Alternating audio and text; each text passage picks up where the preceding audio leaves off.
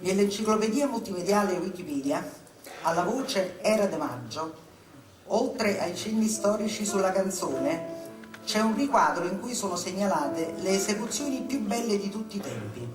Pensate quanti artisti hanno inciso questa canzone. Ebbene, secondo Wikipedia, le esecuzioni notevoli sono solo 3, e sono quelle di Tito Schipa, quella di Roberto Murolo e quella di Angela Luce.